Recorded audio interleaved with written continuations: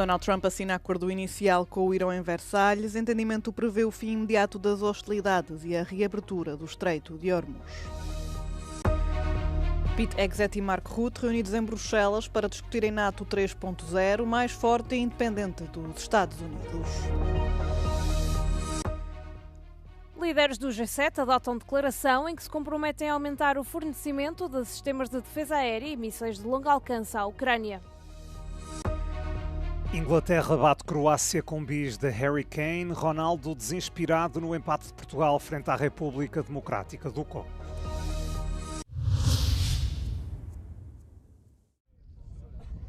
Donald Trump assinou o acordo inicial com o Irão para pôr fim ao conflito iniciado a 28 de fevereiro, enquanto ambas as partes trabalham para chegar a um entendimento permanente. A Casa Branca parece ter feito concessões significativas, apesar de o presidente dos Estados Unidos ter apresentado o acordo como um excelente resultado. O quadro inicial, que entra em vigor imediatamente, prevê cessação permanente das hostilidades, alivia as sanções impostas pelos Estados Unidos ao Irão, apesar de não as eliminar por completo, e reabre o Estreito de Hormuz. O documento afirma também o compromisso com a integridade territorial do Líbano face à invasão e aos repetidos ataques de Israel. O acordo estabelece ainda um prazo de 60 dias para negociações, com vista a alcançar uma resolução definitiva sobre o controverso programa nuclear do Irão, com os Estados Unidos a exortarem Teherão a reduzir as suas reservas de urânio altamente enriquecido.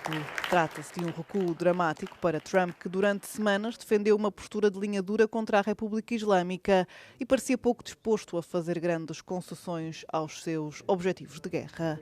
Entre as antigas medidas contavam-se pôr fim à capacidade do Irão de produzir uma arma nuclear, destruir as capacidades navais e em matéria de mísseis e pôr fim à sua capacidade de financiar grupos aliados na região.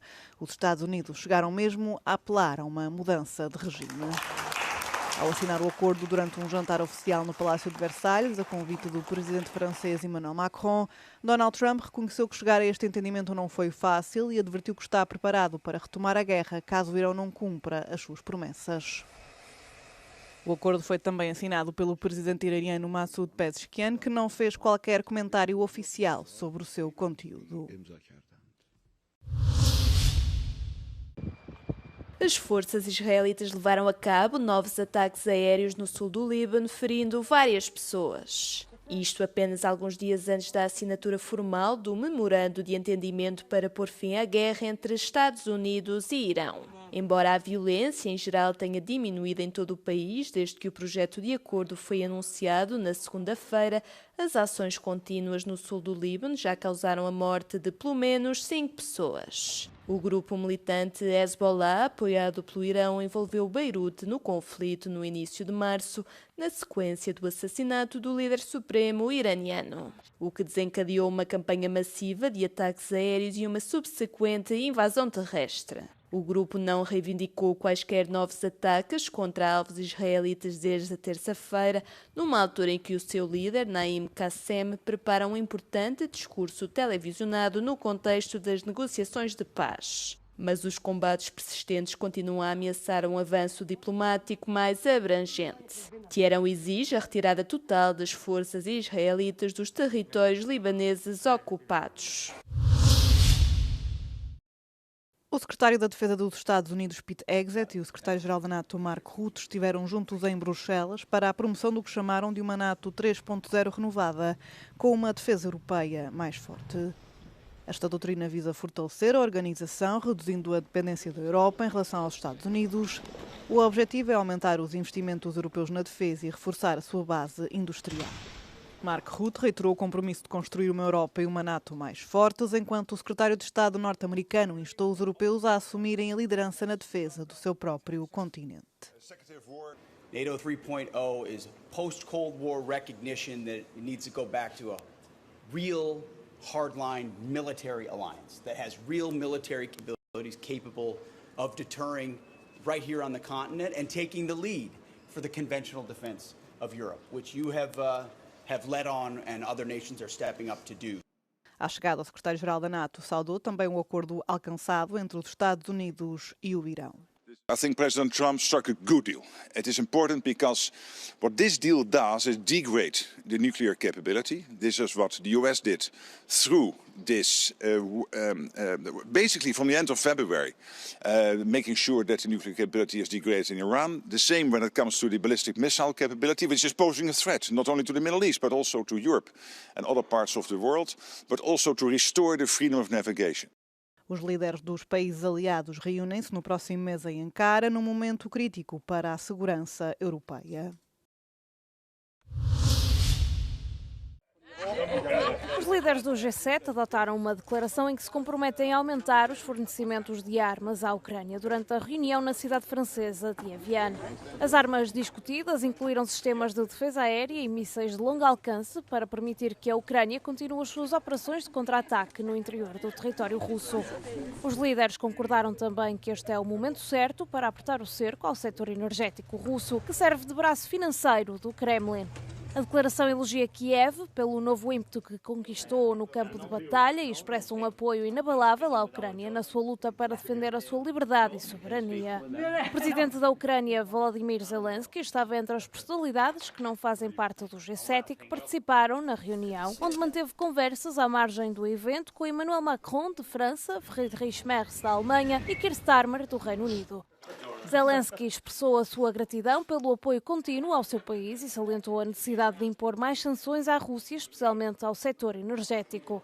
O presidente dos Estados Unidos, Donald Trump, também afirmou que Washington estaria em breve em condições de reimpor sanções ao setor energético do Kremlin. Sanções essas que tinham sido atenuadas devido à guerra dos Estados Unidos e de Israel contra o Irão, que bloqueou o Estreito de Hormuz e paralisou o abastecimento energético global. Num contexto de crescentes ameaças à Europa, a Polónia e a Alemanha intensificaram a cooperação militar através de um novo pacto que abrange exercícios militares, logística, segurança cibernética e segurança no Báltico. Na quarta-feira, os ministros da Defesa da Polónia e da Alemanha assinaram um acordo bilateral em Varsóvia sobre cooperação na área da defesa. A assinatura do acordo coincidiu com o 35º aniversário do Tratado Polaco-Alemão de Boa Vizinhança e Cooperação Amigável. O novo acordo substitui o Acordo Quadro sobre Cooperação na área da defesa, assinado em 2011 pela Polónia e pela Alemanha. As novas disposições abrangem principalmente questões relacionadas com a mobilidade militar, o desenvolvimento de infraestruturas de apoio logístico, a cooperação no domínio marítimo, incluindo no Mar Báltico, a cibersegurança e a utilização do espaço exterior. A Rússia emitiu mais de 1000 vistos para pessoas que aderem aos valores tradicionais russos. Este documento, apelidado de visto anti-woke pelos meios de comunicação ocidentais, destina-se a nacionais que não se revêem em países que impõem orientações ideológicas neoliberais destrutivas, de acordo com o Ministério dos Negócios Estrangeiros russo. Alemães, franceses e norte-americanos são os principais cidadãos que beneficiam deste visto, lançado em 2024. Italianos, canadianos e australianos também entram nesta lista. Este documento permite aos titulares entrar no território russo e permanecer por até 3 meses. Os titulares podem então solicitar uma autorização de residência. Este visto faz parte da batalha ideológica travada por Moscovo desde o início da invasão da Ucrânia em 2022, contra os valores ocidentais que o presidente russo Vladimir Putin considera decadentes. No início deste mês, Putin saudou o programa, sublinhando que vários países estavam a tentar abolir os valores tradicionais da família. Após cortes na ajuda, a Agência Alimentar da ONU anunciou ter recebido uma subvenção de 690 milhões de euros por parte dos Estados Unidos. O Programa Alimentar Mundial da ONU afirmou que este financiamento irá apoiar as suas operações destinadas a mais de 38 milhões de pessoas em 37 países, incluindo famílias deslocadas pela guerra no Líbano e regiões afetadas pelo ébola na República Democrática do Congo. As operações do Programa Alimentar Mundial incluem o pré-posicionamento de reservas alimentares, a distribuição da ajuda humanitária e a resposta a catástrofes naturais. Os Estados Unidos da América são o maior doador da agência, mas as suas contribuições reduziram-se para menos de metade, caindo de 2024 para 1,7 mil milhões de euros em 2025. No ano passado, a ONU tinha alertado que os cortes dos Estados Unidos da América nos programas alimentares de emergência seriam uma sentença de morte para milhões de pessoas que passam fome em todo o mundo. Em 2025, o financiamento humanitário dos Estados Unidos da América à ONU foi dividido por 4, atingindo menos de 3 mil milhões de euros.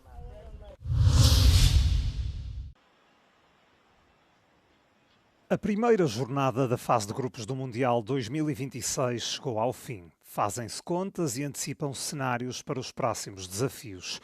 Até ao momento, há uma mistura de resultados esperados e surpresas. Na madrugada de quinta-feira, a Colômbia bateu o estreante Uzbequistão por 3-1 na cidade do México e assumiu a liderança do Grupo K. Luís Dias foi um dos destaques nos cafeteros. Marcou o segundo golo já depois de ter feito a assistência para o primeiro. Em Toronto, o Ghana, treinado por Carlos Queiroz, conseguiu uma vitória pela margem mínima. 1-0 para as Estrelas Negras contra o Panamá no Grupo L. Uma das partidas mais emocionantes da noite de quarta-feira, a Inglaterra, favorita ao título, marcou posição e derrotou a Croácia por 4-2 em Dallas. Harry Kane, com um bis, Jude Bellingham e Marcus Rashford reforçaram a ambição de uma seleção que procura o segundo título mundial, o primeiro em 60 anos. Já Portugal teve uma entrada em falso. Os detentores da Liga das Nações não foram além de um empate a uma bola com a República Democrática do Congo, em Houston. Na primeira participação num Mundial em 52 anos, os Leopardos tornaram-se a segunda seleção africana a bater o pé a um conjunto europeu bem cotado. No início da semana, Cabo Verde já tinha travado Espanha com um empate sem golos.